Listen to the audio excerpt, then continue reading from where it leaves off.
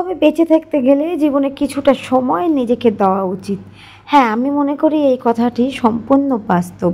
কারণ আমরা যারা সাংসারিক চাপে, যারা বিভিন্ন রকম টেনশনের মধ্যে বাস করি, প্রতিনিয়ত লড়াই করি, তাদের জন্য মনে হয় একটা বন্ধুমহল খুবই দরকার।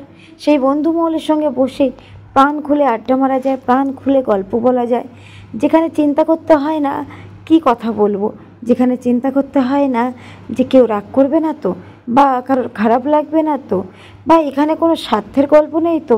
না না, বিশ্বাস করুন, যেখানে স্বার্থের গল্প নেই সেখানের মেয়েরা কিন্তু আরেকটি মেয়ের অনেক বড় বন্ধু, অনেক বড় ভালো লাগার জায়গা। হ্যাঁ, মেয়েরা নাকি মেয়েদের শত্রু, এ কথাটা আমরা চিরকাল শুনে এসেছি। তবে ওই যে বললাম, যেখানে স্বার্থ নেই, যেখানে কোনো পাওনা নেই, সেখানে কিন্তু মেয়েরা মেয়েদের অনেক বড় বন্ধু। সেই বন্ধুত্বটা সহজে পাওয়া যায় না, কারণ সবাই কর্মজীবনে বা সাংসারিক জীবনে মানসিকভাবে, শারীরিকভাবে একই রকম পরিস্থিতির মধ্যে দিয়ে চলে। তাই বোধহয় একজন আরেকজনের কষ্টটা বা একজন আরেকজনের না পাওয়ার যন্ত্রণাগুলো অনেকটা ভালোভাবে বুঝতে পারে। তবে হ্যাঁ, দেখুন, সবাইকে কিন্তু একই রকম হতে হয়, তবেই গিয়ে কিন্তু সেই কষ্টটা বোঝা যায় বা যন্ত্রণাটা বোঝা যায়।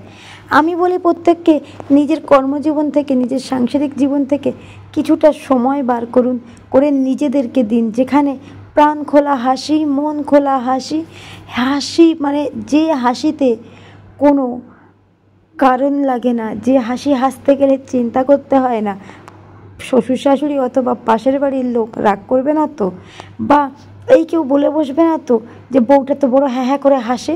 আসলে আমাদের হাসির মধ্যেও না কোথাও না কোথাও একটা গণ্ডি আছে, একটা সীমাবদ্ধতা আছে। আমরা যখন বাপের বাড়িতে থাকি তখন এইভাবে কথায় কথায় প্রাণ খুলে, মন খুলে, হা হা করে উচ্চ স্বরে হাসি, কি আনন্দের একটা হাসি। কিন্তু যখন আমরা শ্বশুর বাড়িতে চলে যাই তখন এই হাসিটাকেও আমাদেরকে কন্ট্রোল করে হাসতে হয়। এই হাসিটাও আমাদেরকে যেন মানে অল্প মেপে যেন আওয়াজ না হয়, দাঁতটা তো বেরিয়ে গেল না, বা কেউ শুনতে পেল না তো, বা শুনতে পাওয়ার পরেও দু চারটে গালাগাল বা কৈফিয়ত তো দিতে হবে না, কেন এত জোরে হাসছি।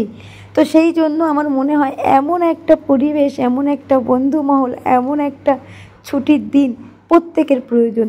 প্রত্যেকেই নিজের সাংসারিক জীবন থেকে বেরোন, সুখে শান্তিতে নিজের সংসার জীবনটাকে চালানোর জন্য নিজের মাইন্ডটাকে ফ্রেশ করতে হবে। আর মাইন্ডটাকে ফ্রেশ করার জন্য প্রয়োজন আছে একটা ছোট্ট গেট টুগেদার, ছোট্ট পার্টি, ছোট্ট একটা ট্রিপ, একদিনের জন্য ছোট্ট কোথাও ঘুরতে যাওয়া, কোথাও একটু বসে গল্প করা। দেখো, প্রতিটা মানুষের মুখের হাসি দেখে মনে হচ্ছে যে আজকের দিনটার সবথেকে বড় পাওনা। কখনো কেউ মিমিক্রি, কখনো কেউ ফটো পোস্ট, কখনো কেউ রিলস বানানো, এইসবের মাঝখান থেকে আমরা একজন আরেকজনের মুখে হাসি ফোটাতে পেরেছি, আমরা নিজেরা হাসতে পেরেছি, নিজেরা একটা দারুণ স্মৃতি বহন করে চলতে পেরেছি, সেটাই জীবনে অনেক অনেক অনেক বড় পাওনা। তো বন্ধুরা, সবাইকে বলছি, কর্মজীবনের ব্যস্ততার মাঝে একটুখানি সময়, একটুখানি নিজেদের জন্য, শুধু নিজেদের মুখের হাসির জন্য খুব খুব খুব প্রয়োজন। কে কি বলল, কে কি ভাবলো সেটা না ভেবে আমি কি পেলাম কি পেলাম না, আমার লাইফে কোনটা খুশিতে আছি কোনটা নেই, সেটা চিন্তা করা আমার মনে হয় অনেক অনেক অনেক বেটার। এরকমই একটা বন্ধুত্ব, এরকমই একটা গেট টুগেদার, এরকমই একটা ছোট্ট ছোট্ট ছোট্ট party. Love you all friends, love you love you love you.